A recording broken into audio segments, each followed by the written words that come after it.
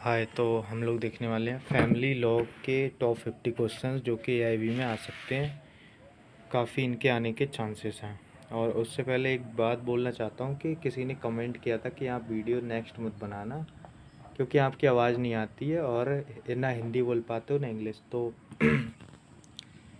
Thank you आपका comment करने के लिए, और आगे से ध्यान रखूँगा कि एक ही भाषा बोलूँ, या हिंदी या फिर इंग्लिश। और वॉइस की बात रही तो वॉइस ठीक करने की कोशिश करूँगा, इम्प्रूव करने की कोशिश करूँगा। इसलिए देखते हैं अब फैमिली लॉ के क्वेश्चंस। हिंदू विवाह अधिनियम किस वर्ष बनाया गया था, ये इन्होंने पहला क्वेश्चन पूछा है। तो इसका आंसर हमारा 1955 में बनाया गया था। ठीक है, नेक्स्ट हमारा हिंदू विवाह अधिनियम 1955 के अंतर्गत लड़की के विवाह की न्यूनतम आयु क्या है। तो वो सभी को पता है कि 18 साल है। Answer B. नेक्स्ट हमारा हिंदू विवाह अधिनियम 1955 के अंतर्गत लड़के के विवाह की न्यूनतम आयु क्या है। लड़के के विवाह की न्यूनतम आयु है 21 ईयर्स। नेक्स्ट हमारा हिंदू विवाह अधिनियम 1955 की किस धारा में हिंदू विवाह की शर्तें दी गई हैं। तो हिंदू विवाह की शर्तें जो दी गई हैं वो दी गई हैं सेक्शन 5 में। Answer C. नेक्स्ट हमारा हिंदू विवाह अधिनियम 1955 के तहत शून्य विवाह किस धारा में है। वाइड जो मैरिज होता है वो किस धारा में दिया गया है। तो वो हमारा दिया गया है सेक्शन 11 में। नेक्स्ट हमारा कि हिंदू विवाह अधिनियम 1955 के तहत शून्यकरणीय विवाह किस धारा में दिया गया है। शून्यकरणीय दिया गया है धारा 12 में। नेक्स्ट हमारा हिंदू विवाह अधिनियम 1955 में दाम्पत्य अधिकारों की पुनर्स्थापना किस धारा में दी गई है। इसको इंग्लिश में बोलते हैं रेस्टिट्यूशन ऑफ कंज्यूमर राइट्स। ये दिया गया है सेक्शन 9 में। हिंदू विवाह अधिनियम 1955 में न्यायिक पृथक्करण किस धारा में दिया गया है। न्यायिक पृथक्करण कहते हैं जुडिशियल सेपरेशन, तो ये है धारा 10 में। नेक्स्ट हमारा क्वेश्चन, हिंदू विवाह अधिनियम 1955 में तलाक किस धारा में है। तो तलाक हमें पता है सबको कि सेक्शन 13 में दिया गया है। नेक्स्ट हमारा हिंदू विवाह अधिनियम 1955 में आपसी सहमति से तलाक किस धारा में है। आपसी सहमति से जो तलाक दिया गया वो दिया गया 13 बी में। नेक्स्ट हमारा हिंदू उत्तराधिकार अधिनियम किस वर्ष बनाया गया था। हिंदू उत्तराधिकार अधिनियम बनाया गया था 1956 में। हिंदू दत्तक ग्रहण और भरण पोषण अधिनियम किस वर्ष बनाया गया था। तो ये भी बनाया गया था हमारा 1956 में। हिंदू अल्पसंख्यकता और संरक्षता अधिनियम किस वर्ष बनाया गया था। यह हमारा बनाया गया था 1956 में ही। नेक्स्ट हमारा विशेष विवाह अधिनियम 1954 के तहत विवाह की सूचना कितने दिन पहले देनी होती है। तो ये कितने दिन पहले देनी होती है, 30 दिन पहले। नेक्स्ट हमारा मुस्लिम महिला तलाक पर अधिकारों का संरक्षण किस वर्ष बनाया गया है। तो ये आपकी बैरेक्ट में मिल जाएगा आपको किस वर्ष बनाया गया, 1986 में। सुप्रीम कोर्ट ने ट्रिपल तलाक को किस वर्ष असंवैधानिक घोषित किया। तो ये घोषित किया 2017 में, जो कि शाह बानो बेगम वाला जो केस था उसमें शायद किया गया था। शाह बानो या फिर सायरा बानो, इन दोनों में कन्फ्यूज़न थोड़ा, तो आप एक बार चेक ज़रूर कीजिएगा। मुस्लिम व्यक्तिगत कानून अनुप्रयोग अधिनियम किस वर्ष बनाया गया। तो ये भी आपको वहीं मिल जाएगा, डायरेक्ट आप देखेंगे फैमिली लॉ की उस पर लिखा हुआ होगा 1937 में। मुस्लिम विवाह विच्छेद अधिनियम किस वर्ष बनाया गया था। तो ये बनाया गया था हमारा 1939 में। पत्नी, बच्चों और माता पिता का भरण पोषण सीआरपीसी की किस धारा में है। तो सीआरपीसी का इसमें क्वेश्चन पूछा है इन्होंने मेंटेनेंस को लेकर, तो वो है हमारा सेक्शन 125। नेक्स्ट हमारा धारा 125 सीआरपीसी के तहत भरण पोषण का दावा कौन कर सकता है। तो कौन कर सकता है, वाइफ, चिल्ड्रन, पेरेंट्स तीनों ही कर सकते हैं अगर वो मेंटेन करने के लायक नहीं है। तो घरेलू हिंसा से महिलाओं का संरक्षण अधिनियम किस वर्ष बनाया गया था। डोमेस्टिक वायलेंस एक्ट को पूछ रहा है, तो ये हमारा 2005 में बनाया गया था। नेक्स्ट हमारा दहेज अधिनियम किस वर्ष बनाया गया था। डाउरी प्रोहिबिशन एक्ट, तो ये बनाया गया 1961 में। दहेज मृत्यु आईपीसी की किस धारा में दंडनीय है। दहेज मृत्यु है हमारी सेक्शन 304 में। और अगर हम उसकी बात करें बीएनएस की, तो वो है हमारी सेक्शन 82 में। नेक्स्ट हमारा पति या उसके रिश्तेदारों द्वारा पत्नी के साथ क्रूरता बीएनएस आईपीसी की धारा किस किस धारा में दंडनीय है? तो वो है हमारी 498A में। और बीएनएस में बात करें तो ये है 85 में, सेक्शन 85 में। नेक्स्ट हमारा संरक्षक और प्रतिपाल्य अधिनियम किस वर्ष बनाया गया था? तो ये बनाया गया था 1890 में। नेक्स्ट हमारा हिंदू अल्पसंख्यकता और संरक्षता अधिनियम 1956 के अंतर्गत नाबालिग वैध बच्चे का प्राकृतिक संरक्षक कौन होता है? Mother first, father first, both equally, या फिर कोर्ट अपॉइंटेड गार्जियन? तो ये होते हैं माता होती हैं सबसे पहले, सॉरी पिता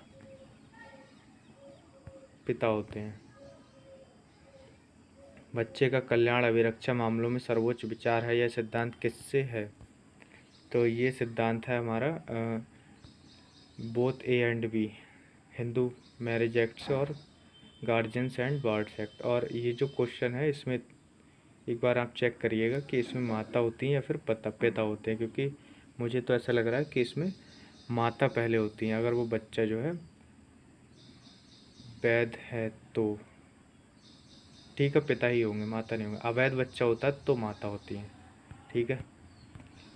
नेक्स्ट हमारा हिंदू कानून के अंतर्गत दत्तक ग्रहण किस अधिनियम द्वारा शासित है?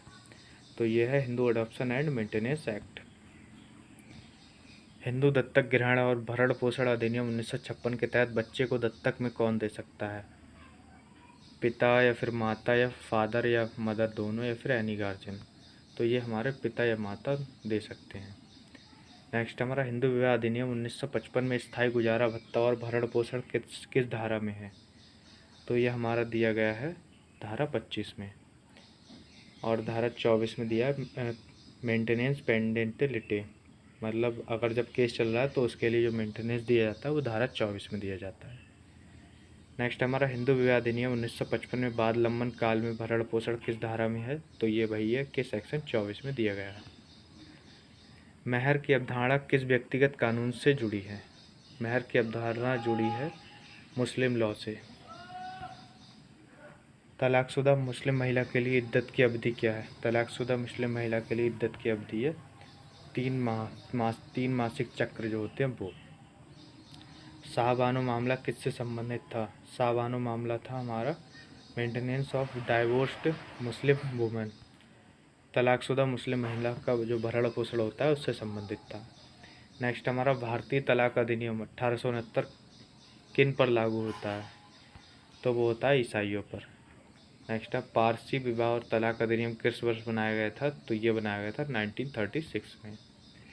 विदेशी विवाह अधिनियम किस वर्ष बनाया गया था? Foreign marriage act. तो ये बनाया गया था 1969 में।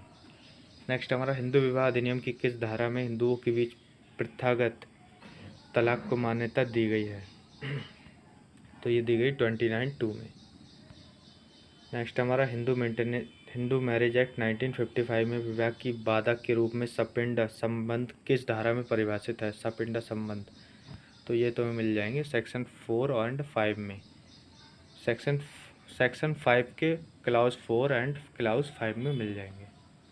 नेक्स्ट हमारा हिंदू मैरिज एक्ट की किस धारा में हिंदू विवाहों के पंजीकरण का प्रावधान है? तो वो पंजीकरण का प्रावधान धारा 8 में दिया गया है। हिंदू महिला संपत्ति अधिकार अधिनियम किस वर्ष बनाया गया था? The Hindu women's right to property act कब बनाया गया? 1937 में, 1937 में। नेक्स्ट है हमारा हिंदू उत्तराधिकार अधिनियम 1956 के तहत निर्वसियत मरने वाली हिंदू महिला की संपत्ति पहले किसे जाती है? हस्बैंड के हायर्स को, पेरेंट्स को, sons and daughters and husband, या फिर स्टेट को? तो ये हमारा सी बिल्कुल सही आंसर है इसका। नेक्स्ट हमारा हिंदू उत्तराधिकार अधिनियम 2005 को किस तारीख को लागू हुआ? तो ये लागू हुआ हमारा 9 सितंबर 2005 को। ये आपको बैरक में आराम से मिल जाएगा कि कहाँ पर लिखा हुआ होता है, या तो ऊपर लिखा हुआ या फिर नीचे अमेंडमेंट वाले जो सेक्शन होते हैं वो उसमें लिखा हुआ पहले ही सेक्शन, जो पहला पेज देखेंगे हम सेक्शन वाला उसमें। नेक्स्ट हमारा हिंदुओं में द्विविवाह किस प्रावधान के तहत दंडनीय है? तो हिंदुओं में जो बाइगेमी है वो किस प्रावधान के तहत दंडनीय है? वो है हमारी सेक्शन 17 धारा 17 HMA के साथ 494 IPC, क्योंकि IPC में बाईगेमी है पनिशेबल और 17 में भी ये दंडनीय है। नेक्स्ट हमारा मुस्लिम कानून में खुला की अवधारणा क्या है? तो खुला की अवधारणा होती है divorce bye husband, mutual divorce, judicial divorce या फिर डाइवोर्स बाय वाइफ। तो यह डाइवोर्स बाय वाइफ, पत्नी द्वारा तलाक जो दिया जाता है वो। नेक्स्ट हमारा मुस्लिम कानून में मुबारत का अर्थ क्या है? तो मुबारत का अर्थ है डाइवोर्स बाय हस्बैंड है या म्यूचुअल डाइवोर्स है या जुडिशियल है या फिर डाइवोर्स बाय वाइफ। तो यह आपसी सहमति से जो तलाक है उसे कहते हैं हम क्या कहते हैं? मुबारत। नेक्स्ट हमारा मुस्लिम कानून में पितृत्व की स्वीकृति का परिणाम क्या होता है? तो ये होती है वैधता और उत्तराधिकार दोनों। नेक्स्ट हमारा मुस्लिम कानून में हिबा कब पूर्ण होता है? हिबा जब पूर्ण होता है जब डिलीवरी ऑफ पोजेसन हो जाता है, कब्जे की सुपुर्दगी हो जाती है तब। नेक्स्ट हमारा बाल विवाह प्रतिषेध अधिनियम किस वर्ष बनाया गया था? तो ये बनाया गया था हमारा 2006 में। नेक्स्ट हमारा घरेलू हिंसा से महिलाओं का संरक्षण अधिनियम 2005 किस प्रकार के आदेश का प्रावधान करता है?